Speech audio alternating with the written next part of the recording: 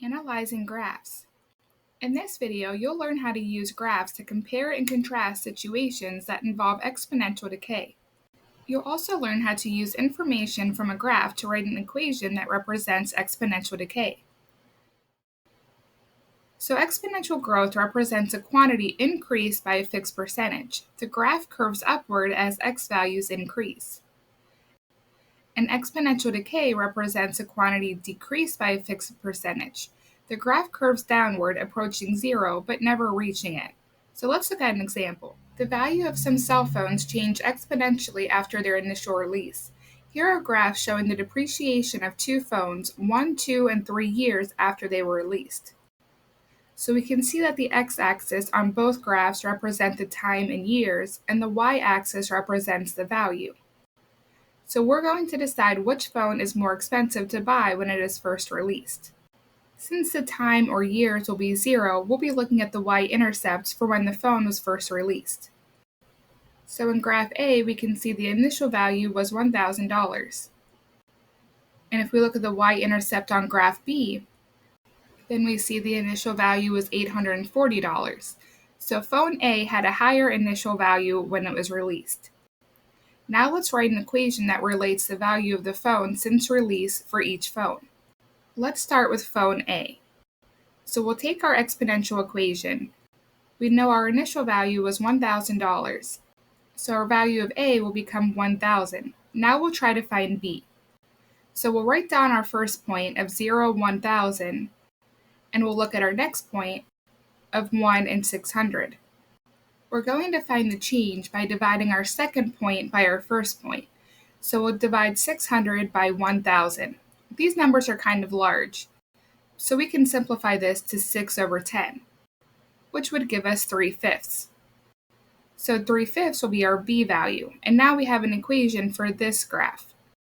Now let's look at graph B. So we'll take our equation, and we know that our initial value was 840, so A will become 840. Now we can find our value of B by looking at our first 2 points. So we'll start with 0 and 840, and our next point will give us 1 and 630.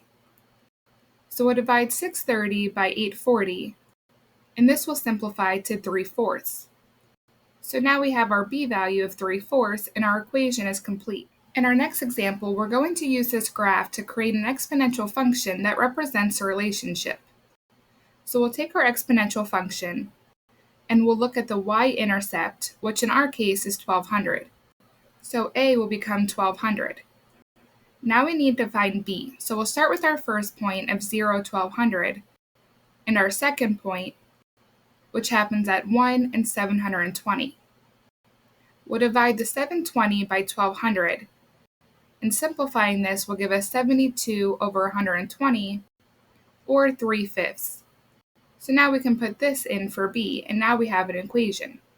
And our equation tells us that the value starts at 1,200 and loses 2/5 of its value every year. In this example, the two graphs show models characterized by exponential decay representing the area covered by two different algae blooms, W weeks after different chemicals were applied. So we can see that the x-axis represents the time in weeks, and the y-axis represents the area in square yards that our algae is covered. Let's look to see which algae bloom covered a larger area when the chemicals were first applied. So this will be represented by the y-intercept. And we can see that the red triangle graph has a higher y-intercept at 500. So the triangle graph has a larger area covered when the chemicals were first applied. Now let's decide which algae population is decreasing more rapidly. Well, we can see the triangle graph is decreasing at a faster rate because it's dropping a lot quicker. In this example, a medicine is applied to a burn on a patient's arm. The area of the burn decreases exponentially, and it is shown in the graph. So we can see the x-axis represents the time in weeks, and the y-axis tells us the area of that burn. What fraction of the burn area remains each week? So let's start by looking at our first value, which gives us 0.8. And then we'll look at our second value after 1 week, and this gives us 1/6. So if we divide our 6 by the original 8, This will simplify to 3/4, which tells us 3/4 of the burn area remains.